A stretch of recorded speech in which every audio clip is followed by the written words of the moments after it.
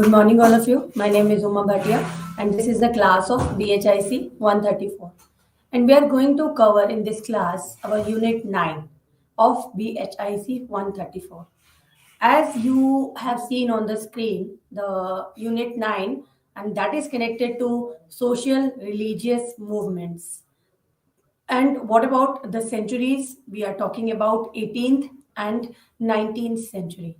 This is the time when the British were conquering India at that time, and they they were shown and they exposed some serious weaknesses and some drawbacks of Indian social institutions.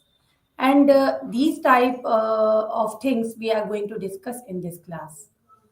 The conquest of India by the British during the 18th and 19th centuries exposed some serious weakness and drawbacks of Indian social institutions. As a consequence, several individuals and movements sought to bring about changes in the social and religious practices with a view to reforming and revitalizing the society. An important question for discussion is about the forces which generating this awakening in India. Was this a result of the impact of West, or was it only a response to the colonial intervention? Another dimension of this is related to the changes taking place in Indian society, leading to the emergence of new classes. For this perspective, the socio religious movements can be viewed as the expression of social aspirations of the newly emerging middle class in the colonial India. Yes, I'm talking about when the Britishers conquered India and in 17th century, and after that so many territories they were capturing and they were conquering at that time in 18th century and the 19th century. And from all these drawbacks, uh, one another class which were intervening in Indian society, in Indian religion at that time, that was middle class. Yes, middle class were emerging in colonial India in 18th and 19th century. Yes, this middle class we are talking about in this unit 9. Method and scope of reforms. How they reformed in colonial India at that time. The reform movements of the 19th century The reform movements of the 19th century were not purely religious movements. They were socio-religious movements, and the reformers like Raja Ram Mohan Roy in Bengal, Gopal Hari Deshmukh, Lok Hitwadi in Maharashtra, and Veer Salingam in Andhra Pradesh advocated religious reform for the sake of political advantage and social comfort. The reform perspectives of the movements and their leaders were characterized by recognition of interconnection between religious and social issues. They attempted to make use of religious ideas to bring about changes in social institutions and practices. For example, Keshav Chandra Sen interpret the unity of Godhead and brotherhood of mankind to eradicate caste distinctions in society. Yes, there were so many caste distinctions at that time prevalent in India. And the Keshav Chandra Sen interpret the unity of Godhead and brotherhood of mankind just to eradicate caste distinctions in Indian society.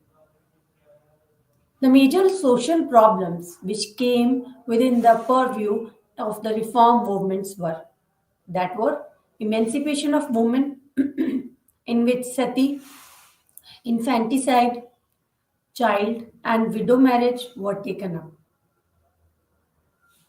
And next is casteism and untouchability. Next is education for bringing about enlightenment in society. In the religious sphere of the main issues were idolatry, polytheism, religious superstitions, exploitation by priests. On behalf of religion, the condition of priest were getting very worst at that time in 17th, 18th, and 19th century. Yes, and next, the religious superstitions were prevalent in Indian society very, very much because uh, the people were not that much educated, and they were behaving the superstitions just like they were following so many superstition, so many things that will not happen in the society, that should not be happen in the society, and they were following those superstitions at that time. Polytheism, they believe in so many gods, goddesses. They were prevalent in Indian society, Indian religion, and these type of things the middle class wanted to reform in our Indian society in social and religious point of views. Next, reforms from within. How they reform. Ram Mohan's campaign against Sati system and Vidyasagar's pamphlets on widow marriage. And B.M. Malabari's efforts to increase the age of consent age of consent are the examples of these. Ram Mohan Rai, Ishwar Chandra Vidyasagar, and B.M. Malabari. Yes, they were the main reformers at that time who wanted to reform in Indian society and Indian religion and customs and culture and all these things. Next, reforms through legislation. The second trend was represented by a faith in the efficiency of legislative intervention. The advocates of this method, Keshav Chandra Sen in Bengal, Mahadev Govind Ranade in Maharashtra, Veer Salingam in Andhra. They believe that reform efforts cannot really be effective unless supported by state. If the state and the government will involve in these reforms, then definitely those reforms will done definitely. Yes, because Keshav Chandra Sen and Mahadev Govinda Ranade and Veer Salingam, they wanted to reform in Indian society because so many evils prevalent in Indian society, in Indian culture at that time, just because of the lack of education at that time. And they believed that when state will intervene in these type of reforms, then definitely these reforms will give result at that time. That is true. Next, the reforms through symbol of change. How they were using symbols to reform for the change. The third trend was an attempt to create symbols of change through non-conformist individual activity. This was limited in the Derosians or Young Bengal, who represented a radical stream within the reform movement. Derosians, Young Bengal. These were the two books, very popular books at that time, which were represented a radical stream within the reform movement, just to reform some evils from Indian society. The members of this group, prominent of them being uh, Dakshinaranjan Mukherjee, Ram Gopal Ghosh, Krishna Mohan Banerjee, they stood up. They stood for a rejection of tradition and revolt against accepted social norms. What were the names? Dakshina Ranjan Mukherjee, Ram Gopal Ghosh, and Krishna Mohan Banerjee. They stood for a rejection of tradition, means very, very old tradition which they wanted to reject all that things, and they wanted to revolt against accepted social norms which were accepted by the society at that time. They were highly influenced by the regenerating new thought from the West and displayed an uncompromisingly rational attitude towards social problems. They wanted to reform those very old thoughts which were prevalent in Indian society. They wanted to reform. They wanted to change those, and they wanted to mix that thoughts with Western thinking, because they were very much influenced with Western thinking and some Western thoughts and all these type of things they wanted to convert into Indian society. Next, reforms through social work. How they work socially and how they reform in social system. The fourth trend was reform through social work, as was evident in the activities of Ishwar Chandra Vidyasagar, Arya Samaj, and Ram Krishna Mission. There was a clear recognition among them of the limitations of purely intellectual effort or if undertaken without supportive social work. Ishwar Chandra Vidyasagar and Arya Samaj and Ram Krishna Mission. Yes, they were clear recognition among these limitations of purely intellectual efforts they were undertaking at that time without any supportive social work. Vidyasagar, for instance, was not content with advocating widow remarriage through lectures, publication of tracts. He identified himself with the cause of widow marriage and spent his entire life and his entire energy and money for this cause. Despite that, all he was able to achieve was just a few widow marriages. Yes, Ishwachan Vidyasagar fully involved himself in widow marriage. He wanted to see the widow remarriage in front of his own eyes. That's why we have heard about something that Ishwachan Vidyasagar involved first widow remarriage in Calcutta. He was present over there. He went to Calcutta that if there will be any misunderstanding and mishappening at that time, that he will cover all these happening over there. He will reform these type of widow marriages. Next is main stimulating ideas. What were the main stimulating ideas at that time? And first of all, rationalism. All the reformers draw upon scripture sanction. For example, Ram Mohan's argument for the abolition of sati and Vidyasagar's for widow marriage.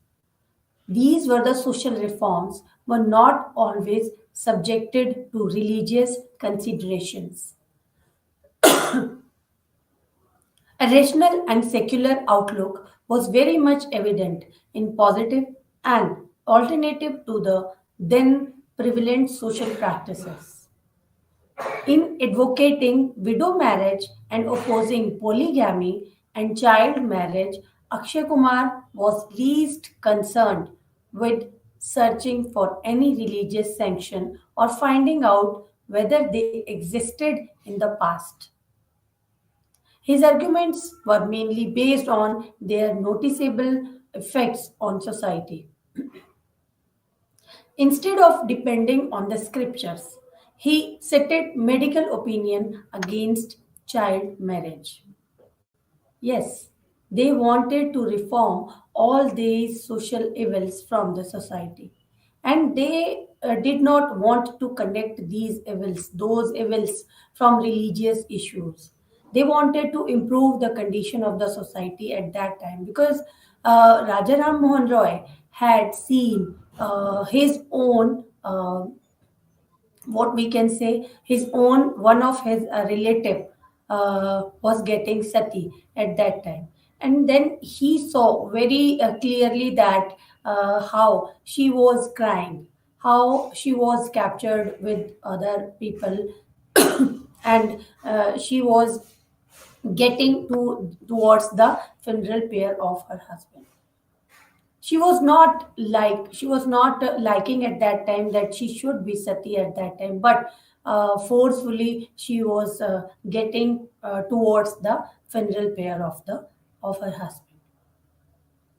That scene he saw in his life, and he decided to change. He decided to remove this evil from the society. From that time he started to remove these type of evils from the society. And with the help of Lord William Bentinck, at that time the Governor General of the particular area, Bengal, who was Lord William Bentinck at that time, with the help of the government, with the help of the state, he removed, and this law was made at that time that nobody will involve in sati.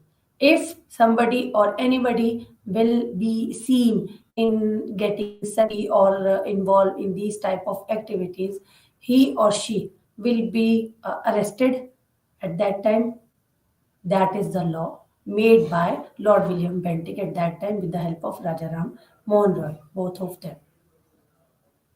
Next is universalism. Ram Mohan considered different religions as national embodiments of universal theism, and he had initially conceived Brahmo Samaj as a universalist church. Yes, he had made one organization which was known as Brahmo Samaj, and he conceived Brahmo Samaj as a universalist church. Next is Keshav Chandra Sen, who tried to synthesize the ideas of all major religions in the breakaway Brahmo group, now Bidhan, that he had organized. Even to the famous Bengali novelist Bankim Chandra Chatterjee, who is credited with a Hindu outlook. Dharma, rather than specific religious affiliation, was the criterion for determining the superiority of one individual over the other. Next is the major reform movements. How they reform majorly. Just like number one is ideas of Ram Mohan Roy. He learned several languages and was an erudite scholar of his time. He published his first philosophical work, Tuhfat ul Muwahidin. Tuhfat ul Muwahidin means a gift to monotheists in 1805, in which he analyzed the major religions of the world in the light of reason and social comfort. He denied that religion was merely a matter of faith outside reason, an attempt to expose the myth of miracles associated with it. Ram Mohan Roy's reform activities were accelerated after he settled down in Calcutta in 1814. He started Atmiya Sabha and carried on consistent struggle against the religious and social malpractices. He denounced idolatry and advocated monotheism.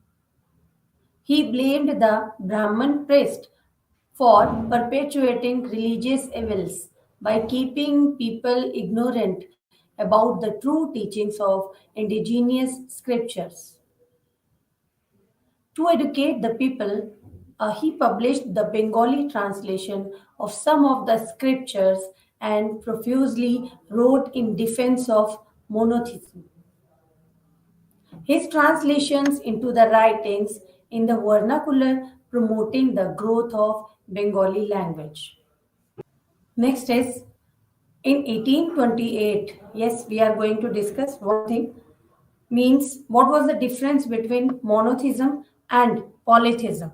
Difference between monotheism and polytheism. Monotheism means the belief that there is only one God.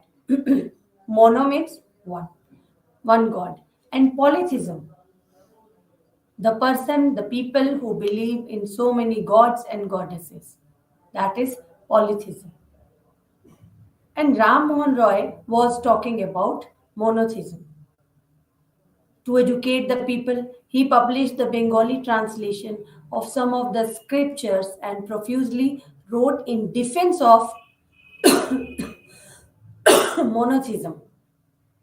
And his translations into and writings in the vernacular promoted the growth of Bengali language.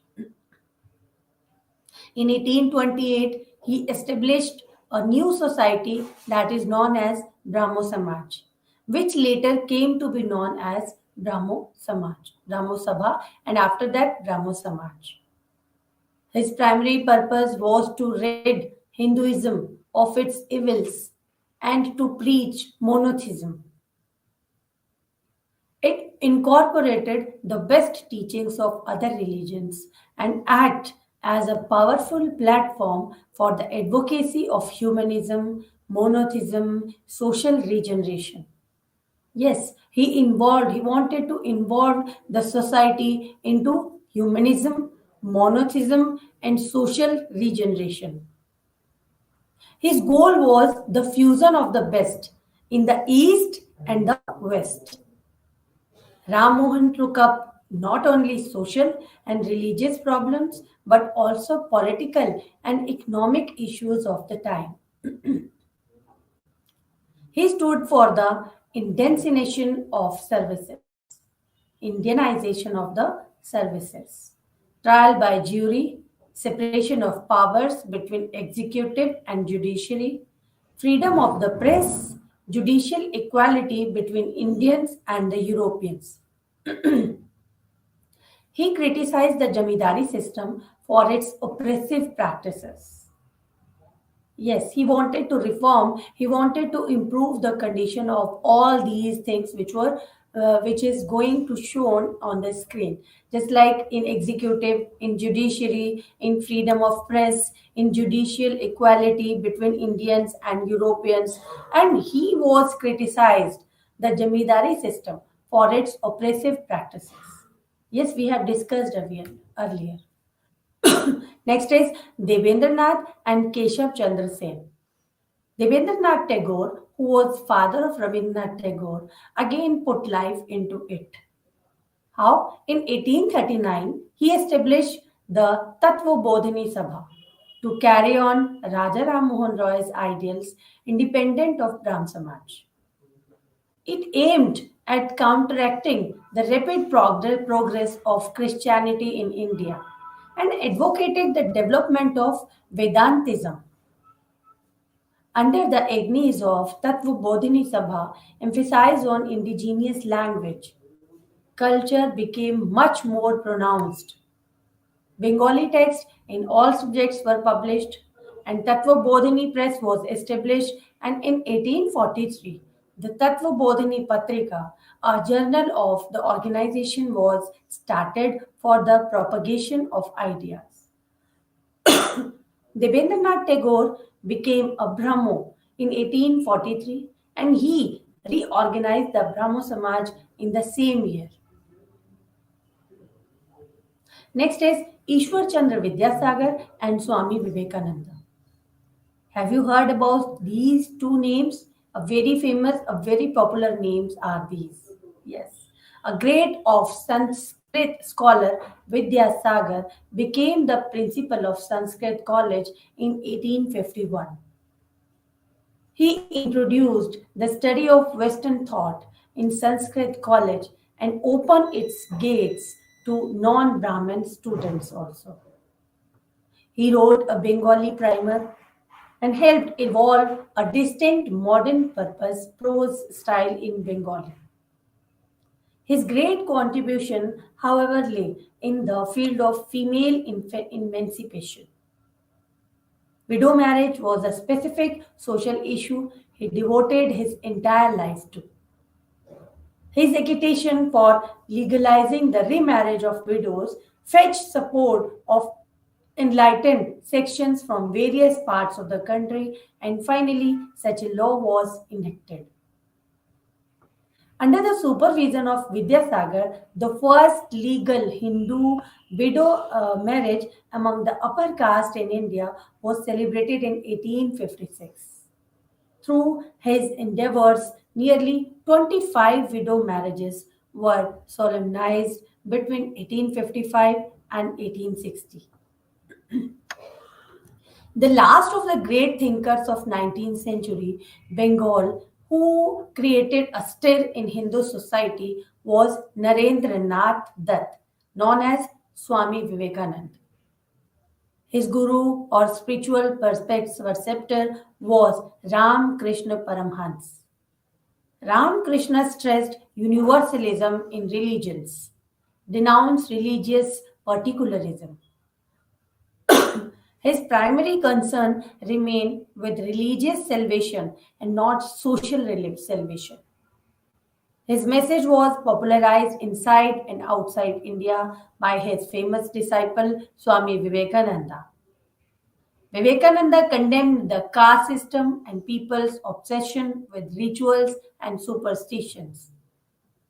In 1896, he founded Ramakrishna Mission to carry on humanism and social work.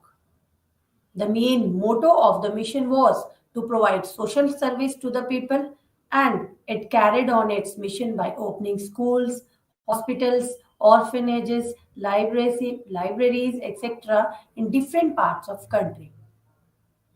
Now, what were the reforms in Western India? The first soundings of intellectual revolt in Maharashtra were heard in the early decades of 19th century. Among the early intellectuals who initiated and led the movement, the most prominent were Bal Shastri Jambhekar, Dadoba Pandurang Tarkhadkar, and Bhaskar Pandurang Tarkhadkar, Gopal Hari Deshmukh, better known as Lok Hitwadi, and Vishnu Bhikaji Gokhale, popularly known as Vishnu Baba Brahmachari, for he remained a lifelong bachelor. Jambekar was the pioneer of intellectual movement in Maharashtra. He laid its foundations through his numerous writings in the early 1830s. In Bengal, the movement had begun with a religious and philosophical note. In Maharashtra, strictly social issues came to occupy a prominent place in the scheme of reform. The early intellectuals of Maharashtra were not essentially religious thinkers concerned with the philosophical subtitles, and their approach was much practical in nature. For example, the Paramhans Sabha principal objective was the demolition of all caste distinctions. Each new recruit to Sabha had to undergo initiation ceremony and take the pledge that he would not observe any caste distinctions. He had to eat a slice of bread baked by Christian and drink water at the hands of Muslims. The Sabha was, however, a secret society. Its meetings were conducted in the strictest secrecy for fear of facing the wrath of orthodox. The challenge to the caste system and other social evils was thus remained limited to the participation of its few members only. Next is later phase of 19th century. What reforms were done in later phase of 19th century? The reform movement gained strength during second half of century. How? A host of towering personalities emerged on intellectual scene. The most notable among them were Shastri, Vishnu Parashram Shastri Pandit, and next is Jyotiba Phule. Next is Ram Krishna Gopal Bhandarkar. Next, Narayan Mahadev Parmanand. Next, Mahadev Govind Ranade. Next, Vishnu Shastri Chiplankar. Next, K.T. Telang. Next, Ganesh Vasudev Joshi. Next, Narayan Ganesh Chandravarkar. Next, Gopal Ganesh Agarkar. They were the scholars and they were the reformers who had given the movement a very strength during the second half of century. These reform movements, how they have given the strength to the reform movement. Number one, Arya Samaj. Have you heard about Arya Samaj? Yes, all of the people have heard about Arya Samaj. That is a very old organization and that was started from this time we are talking about. The social and religious reform in North India was spearheaded by Swami Dayananda Saraswati, who founded the Arya Samaj in 1875. Swami attacked idolatry, polytheism, Brahmin sponsored religious rites, superstition practices. He stood for adult and intercaste marriages and female education. His bent towards Vedas, which he regarded as infallible, infallible, gave his teachings an orthodox hue. The Arya Samajists played a progressive role in furthering the cause of social reform in North India. They worked for the improvement in the condition of women, advocated social equality, denounced untouchability, and caste rigidities. These type of things they have make entered into Arya Samaj. And so many rigidities, so many caste distinctions he had removed from Arya Samaj. Next is Sayyid Ahmad Khan. The movement for reform arose relatively later among Indian Muslims only after 1860s. Sayyid Ahmad Khan urged the Muslims to reject the decadent, dissident medieval thought and to imbibe modern scientific knowledge and outlook. He condemned the custom of polygamy, advocated removal of parda system, spread of education among women.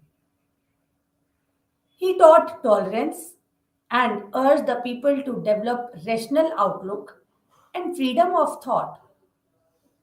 He was greatly concerned with the promotion of modern education for which he worked throughout his life.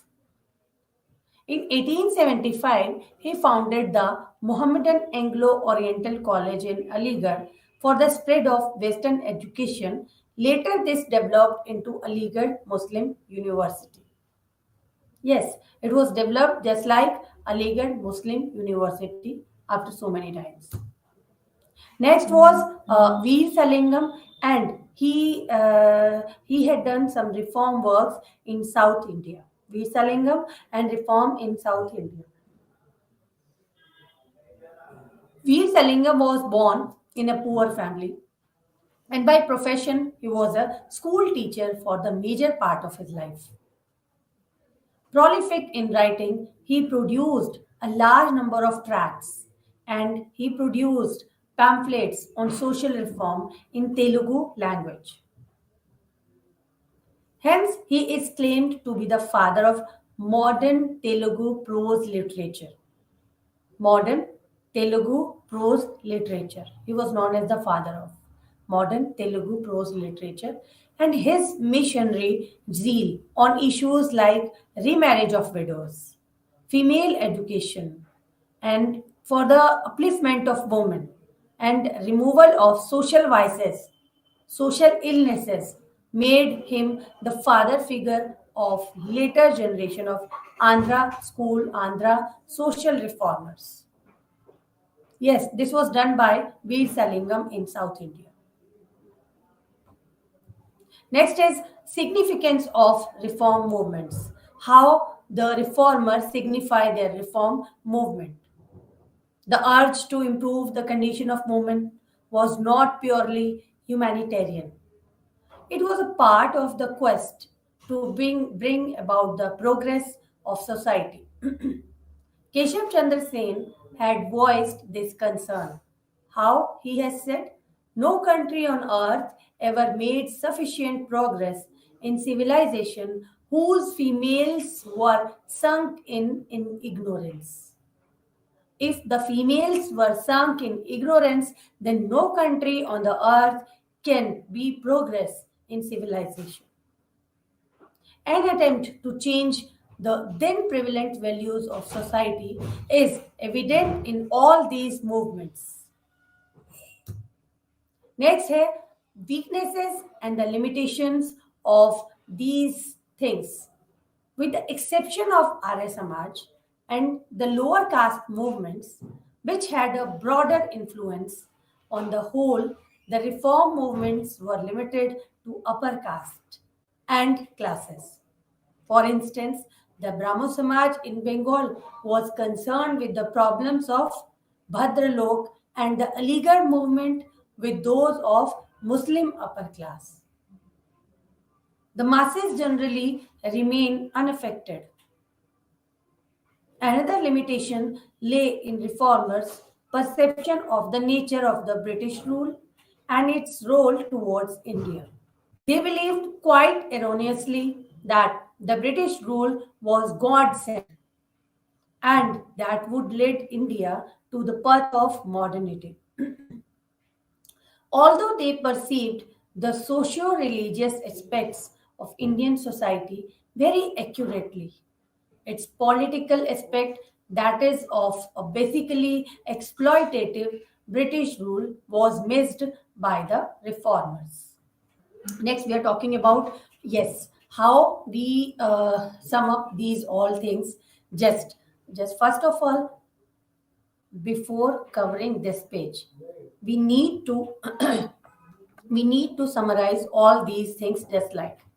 First of all, we have done Swami Vivekanand. No, Rajaram Mohan Roy. What was the things we have learned in this PPT in this class? We have learned about Rajaram Mohan Roy, and Rajaram Mohan Roy was known as the erudite scholar of his time because he had made so many religious reforms, just like Rajaram Mohan Roy. He had one thing I want to tell you. He published his first philosophical work, and this was the Tofat ul Muwahidin, a gift to monotheist. Monotheist means the people who believe in one God. Okay, and he wanted to give the more focus on these type of things, just to believe in one God, except to believe in so many gods and goddesses. To believe in one God, he wanted to emphasize on these things because he analyzed the major religions of the world in the light of reason, and that was the social comfort also. He denied about the religion was merely a matter of faith, means outside reason, and attempt to expose the myth of miracles associated with it. Rajaram Mohan Roy advocated for monotheism, and he wanted to show his Brahmo Samaj, his one of his organization, which was made for the upliftment of the lower classes and for the upliftment of movements, and he wanted to do so many things for the upliftment of movements because when he in 1828, in 1829, when he removed sati system, he wanted to give pressure to remove sati system with the help of Lord William Bentinck, who was Governor General at that time. He wanted to remove so many evils, religious evils, by keeping people ignorant about the true teachings of indigenous scriptures. He wanted to educate the people in Bengali language, in Bengali translations, in English, in Western educations. because he thought that with the help of Western education, we get ourselves westernized. We made ourselves westernized, and with the help of Western education, with the help of Western things, we need to mix ourselves in other societies also, because that time our India was colonized, we can say. And his translations into and writings into vernacular promoted the growth of Bengali language, because he was from Bengal. He wanted to improve the condition of vernacular languages at that time, because so many local people were able to read the religious things in the local languages, just like Bengali language. He translated so many books into Bengali language so that every person can read the vernacular language, because they were not that much educated at that time. Because uh, we can say in 1854, the Magna Carta of education was held at that time, and before that time, the people were not that much educated, and they were not that much aware with all these things that were happen in all over the world. Yes, they were focused on universalism, they were focused on rationalism, and they were focused on some religious superstitions, just like the illiterate people were involved in so many religious superstitions, just like gods and godly things. They were getting involved in their life at that time. That were religious superstitions at that time.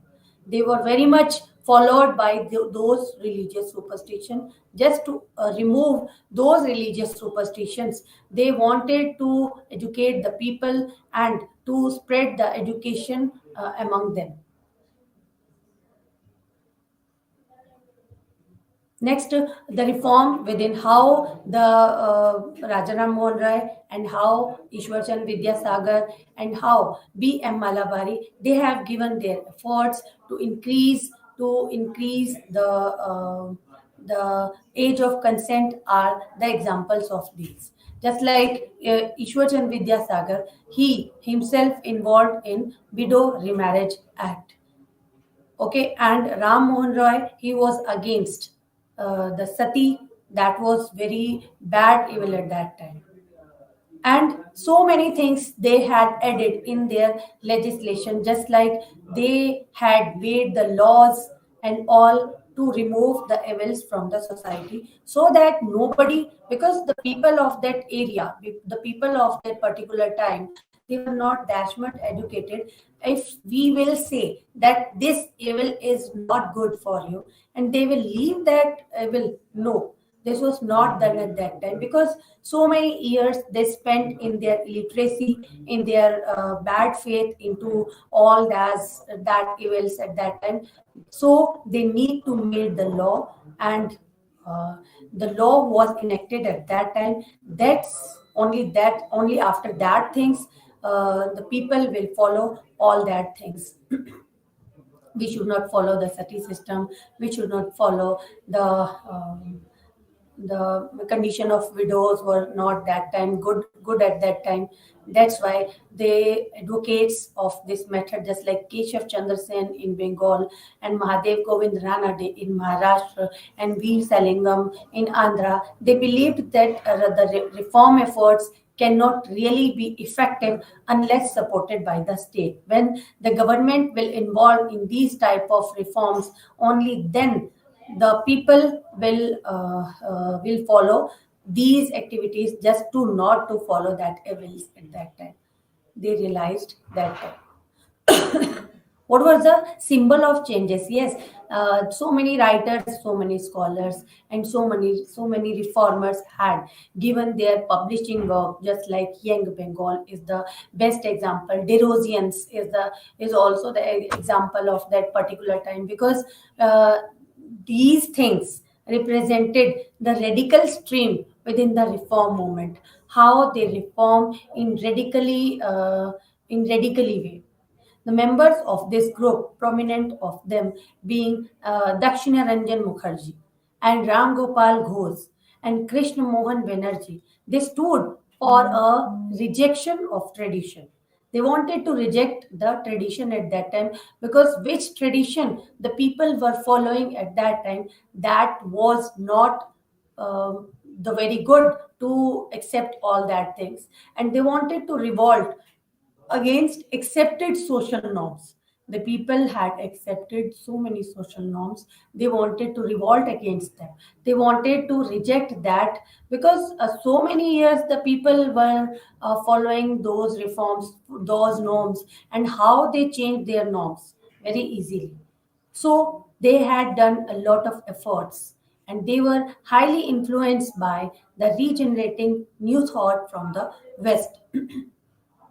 They wanted to take new thoughts from the Western education, Western thought, and they wanted to regenerate that and display an uncompromisingly rational attitude towards social problems.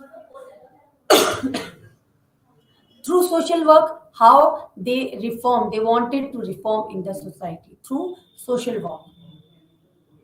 The fourth trend, that was the Ishwar Chandra's Vidyasagar, whose activities was just like an Arya Samaj and Ramakrishna Mission, and these were the clear recognition among them of limitations of purely intellectual effort if they had undertaken without supportive any social work.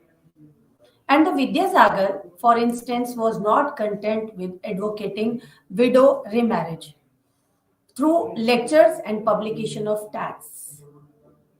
And he identified himself with the cause of widow remarriage and spent his entire life and energy and money of this cause.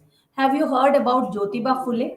Yes, Jyotiba Phule was the only person of that particular time who made his wife literate, who educate his wife just to educate lower class female students, just to educate a lower class female students, because at that time this thing was prevalent in society that no female can take any decision with the help of any male member. No female can learn from male members, from male teachers. Only in that situation, understanding that situation, the Jyotiba Phule was only person to educate his wife.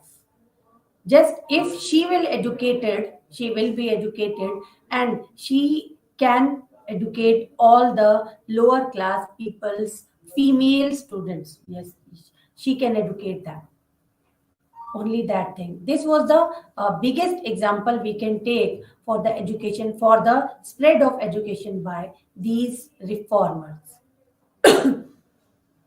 because that time the condition of females was not very good, was very worst, in a very worst condition, and she was not having any right to speak in front of the public. She was not having right to speak in front of her family, and she was not have any right, just to speak in front of people, in front of family.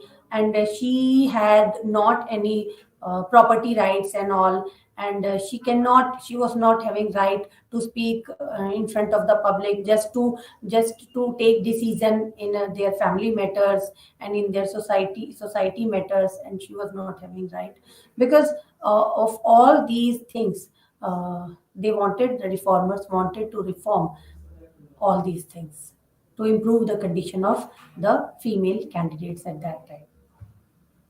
The stimulating ideas, yes, number one is rationalism, and next is universalism, because reformers draw upon scriptural section, just like Ram Mohan's argument for the abolition of sati and Ishwachan Vidyasagar for the widow remarriage, and social reforms were not always subjected to religious consideration. Only not for the religious consideration, they wanted to consider it with social matter also. They wanted to make remove these evils from the society. because the society was very getting very worst at that time. The situation was getting very worst at that time because the people all were superstitious at that time. They did not want to remove their superstition from their society. And at that time, so many reformers had taken task to improve all these things. In advocating widow marriage and opposing polygamy and child marriage, Akshay Kumar was least concerned with searching for any religious sanction or finding out whether they existed in the past. His arguments were mainly based on their noticeable effects on society. Yes, their efforts were noticeable at that time, and instead of depending on the scriptures, he cited medical opinion against child marriage. He was against child marriage because in our society that was prevalent nowadays also in a very few villages, in a very few villages, that thing is also happening at that this time also. What thing? Child marriage. They were believing in child marriage at that time because at that time the society was thinking when we will involve our children in marriage and all, then they cannot do any bad things in their future, and they cannot do um, any evil things in their future. So they wanted to involve them in their marriages. So nobody can think except these things. Yes, that is the lack of education. Next is universalism, and Ram Mohan considered different religions as national embodiments of universal theism, and he had initially conceived Brahmo Samaj as a universalist church because he emphasized on monotheism. Monotheism means believe in one God. And next is Keshav Chandra Sen, who tried to synthesize the ideas of all major religions in breakaway Brahmo group, Nav Bidhan, that he had organized. Even the famous Bengali novelist who was Bankim Chandra Chatterjee, who is credited with the Hindu outlook. Dharma, rather than specific religious affiliation, was the criterion for determining the superiority of one individual over the other. Next is the Rajaram Mohan Roy. We have discussed so many things he had removed, so many evils he had removed from the society. And next is in 1828, he established a society which was Brahmo Samaj, which later came to be known as Brahmo Samaj. And his primary purpose to get rid of Hinduism of its evils, just to preach monotheism, not polytheism.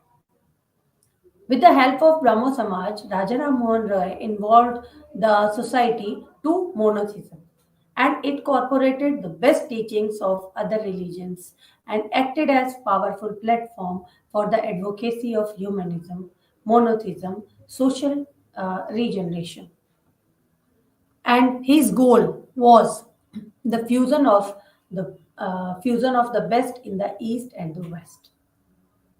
Ram Mohan took up not only social and religion problems but also political and economic issues of the time. He stood for the Indianization of services, trial by jury, separation of powers between executive, judiciary, freedom of the press, judicial equality between Indians and Europeans. He criticized the Jamidari system for its oppressive practices. Devendranath Tagore and Keshav Chandra Sen, they have given a lot of reforms in our Indian society. And Devendranath Tagore, who was known as the father of Rabindranath Tagore, and put life into it. In 1839, he established Tattva Bodhini Sabha to carry on Ram Mohan's ideals. And what was the Ram Mohan's ideals? It aimed counteracting the rapid progress of Christianity in India, advocated the development of Vedantanism. Yes, They wanted to enhance the Vedas. They wanted to tell the society to read the Vedas, to follow the Vedas, and we have our old scriptures, we have our old manuscripts, Vedas. They wanted to enhance the process of Vedas in our society. Vidyasagar they enhance on widow marriage. And what was the Vivekananda? Vivekananda also Vivekananda also focused on Vedas. Under supervision of Vidyasagar, the first legal Hindu widow marriage among the upper caste in India was celebrated in 1856. Through the endeavors, nearly 25 widow marriages were solemnized between 1855 and 1860s. Yes, these were the things that were done with Vidyasagar. And what about Vivekananda? Believe in Vedas. Swami Vivekananda, childhood name was Narendranath Dutt, and he was the spiritual preceptor was Ram Krishna Paramhans, Guru. Ramakrishna expressed universalism in religions, denounced religious particularism. His primary concern remained with religious salvation, not social salvation. Swami Vivekananda condemned the caste system and people obsession with the rituals and superstitions. In 1896, he founded Ram Krishna Mission to carry on humanitarianism and social work. Reforms in Western India, so many reformers we have discussed about, and they have given the reforms on child marriage, on widow remarriage, and on to improve the condition of the society, monotheism, and they had given so many organization to improve the society and to mix and match with the society. All religion mixed with the society. Next, in later phase of 19th century, so many things they had done. Arya Samaj, Swami Dayanand Saraswati connected, Sir Syed Ahmad Khan, Aligarh Muslim University, Veer Salingam, reform in South India, and significance of reform movements. And next, weaknesses and limitation, so that we can know our weaknesses and the limitation in Indian society. And to sum up these all things, the so many socio-cultural evils constituted an important starting point for the 19th century attempt at social renewal. The degraded position of women, child marriage, sati, polygamy, enforced widowhood, caste system, untouchability, idolatry, polytheism, ritualism, priesthood, and other superstition prevalent in the society were brought under severe intellectual attack in varying degrees. Means if we are focusing on priesthood so much, then how we can make faith in ourselves? If we are doing so many rituals in our society, that is also very bad for all of us. And if we are following so many superstitions that were prevalent in our society, that are also intellectual attack in very varying degrees. The identification of the existing defects was interwoven with an attempt to renovate the social order. The upliftment of the position of women, abolition of infant marriage, monogamy, widow marriage, elimination of caste distinctions, monotheism, spiritual worship, and end of social bigotry. These evils were performed in the society, and the reformers of India, Ram Mohan Roy and Keshav Chandra Sen, and so on, they were trying to improve the condition of society. Thank you. Have a nice day.